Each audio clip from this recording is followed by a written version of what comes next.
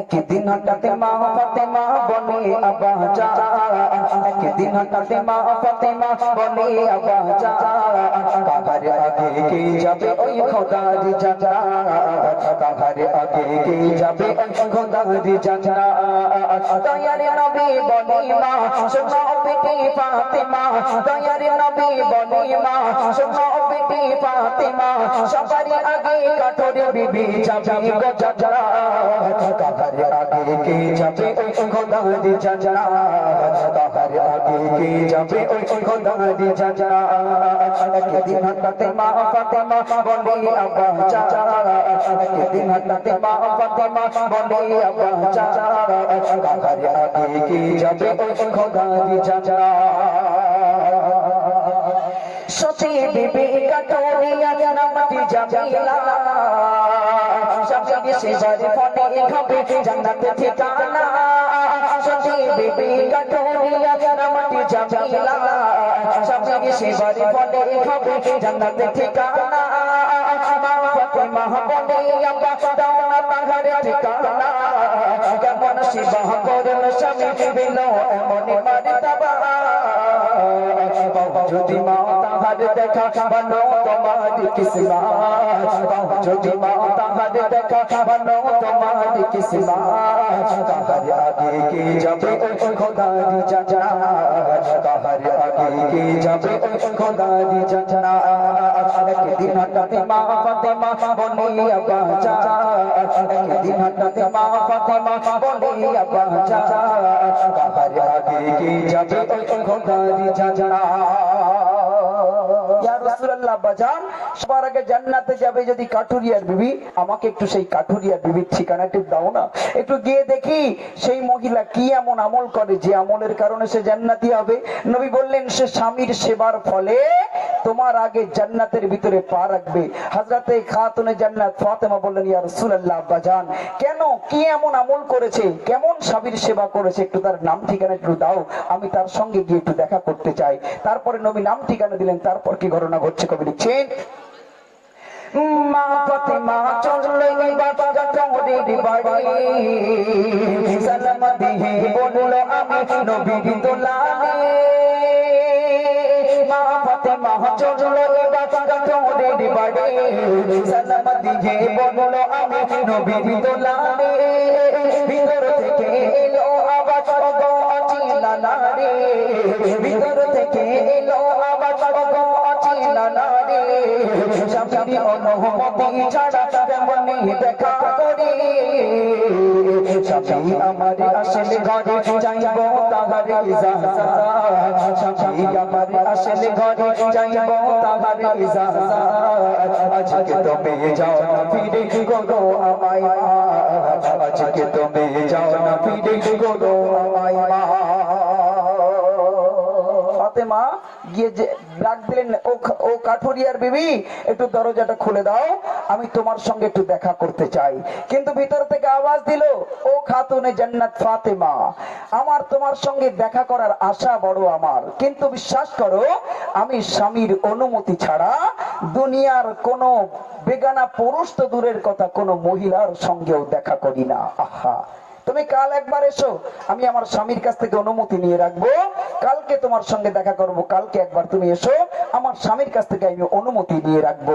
ফাতেমা জাহরা রাদিয়াল্লাহু তাআলা আনহা বলেন, কি সর্বনাশ, আমি তো একটা মহিলা, আমার সঙ্গে দেখা করারও স্বামীর অনুমতি লাগবে। আহা, আমাদের ঘরের বউরা হলে কি করতো, যদি ঘর আসে দেখবেন এখন সব বাড়ি বাড়ি ঘর আসছে, বিভিন্ন সরকারি ঘর, তো সরকারি ঘর দেওয়ার জন্য যদি মেম্বার আসে, প্রদীপ মেম্বার আসছে বাড়িতে, ডাকছে আয় রবিকুল বাড়ি আসো নাকি। আহা, রবিকুল তো বাড়ি নেই, রবিকুলের বউ কেডা কে কে, মানে আমি প্রদীপ মেম্বার, এই তোমাদের নামে ঘরে, তো ও তাই, আসুন দাদা আসুন।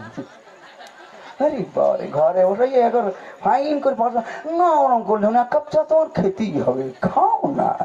এখন গায়ে ঝলিয়ে পড়তে বলে ওই কি 1,40,000 ওটা যেন দিও না, ওই 1,75,000 একটু ওইটা লাইন করে দেখে না হয় কিনা, গায়ে ঝলিয়ে ঝলিয়ে পড়তে আসে, ঠিক কিনা?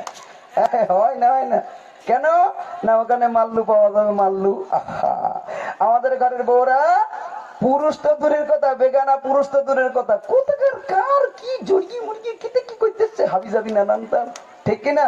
আহা, কিন্তু ফাতেমা নবীর বেটি হয়েও তার বাড়িতে গেল, বলে আজ নয় কালকে এসো, স্বামীর কাছ থেকে অনুমতি নিয়ে রাখবো।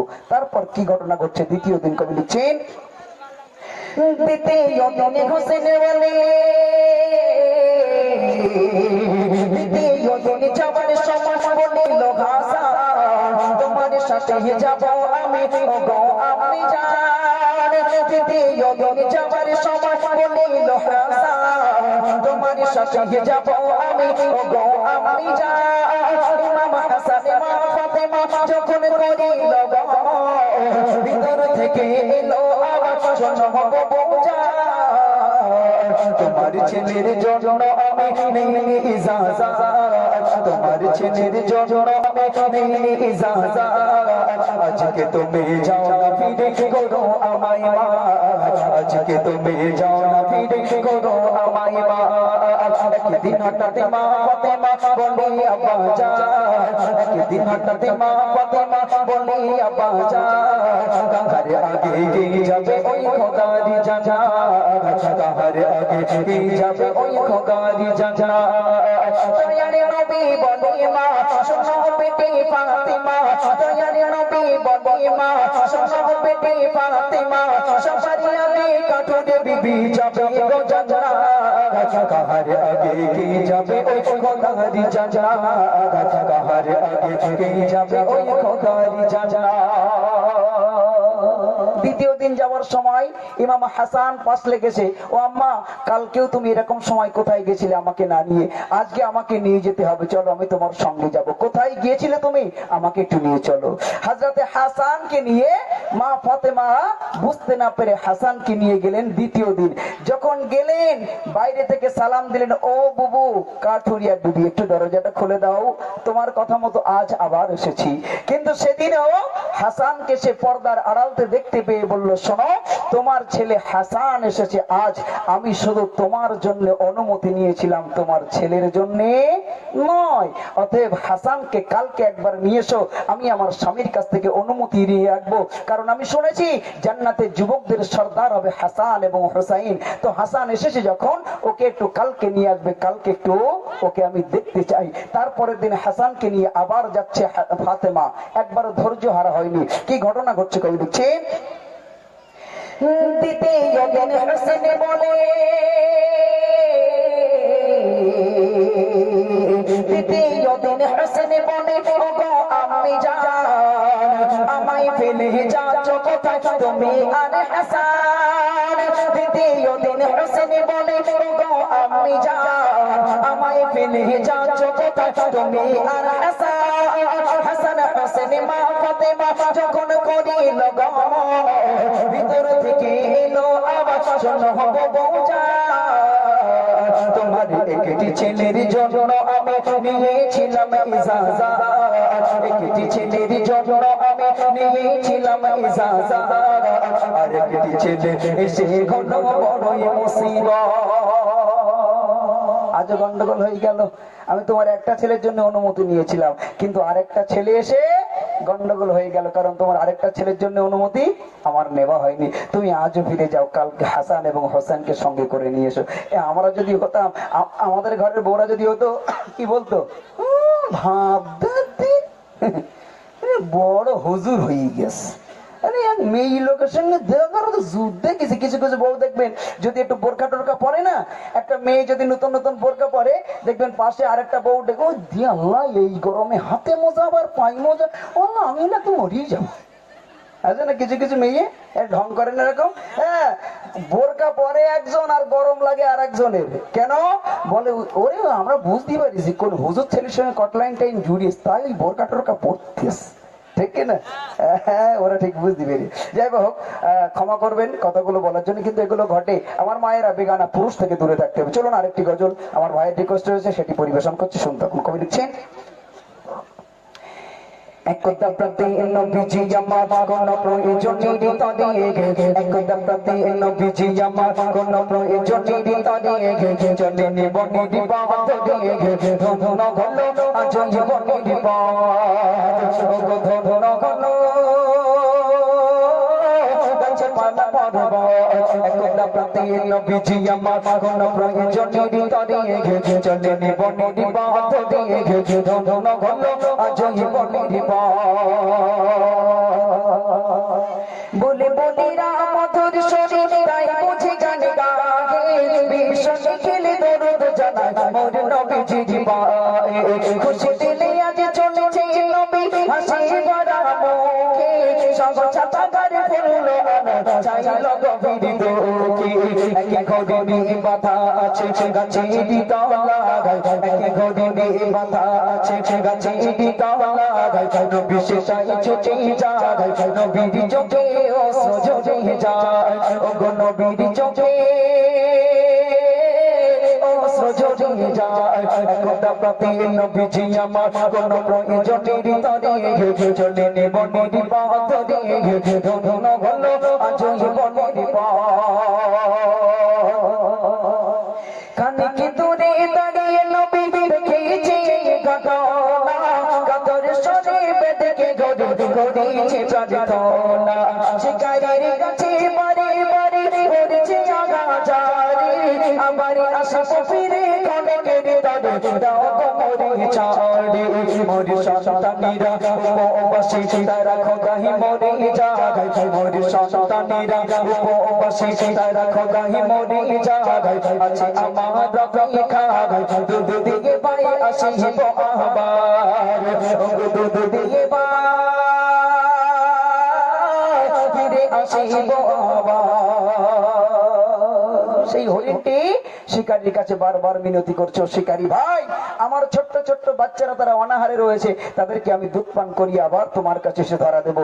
কিন্তু মূর্খ শিকারী সে তো আর হরিণের ভাষা বোঝে না, বোঝে কে রাহমাতাল লিল আলামিন। দূরে দাঁড়িয়ে দাঁড়িয়ে এই জিনিসটা দেখছে যে হরিণটি কেমন করে শিকারীর কাছে বারবার করজোরে মিনতি করে। আহারে, কিন্তু মূর্খ শিকারী সে তো বোঝে না। তারপর কি ঘটনা ঘটছে কবি লিখছে,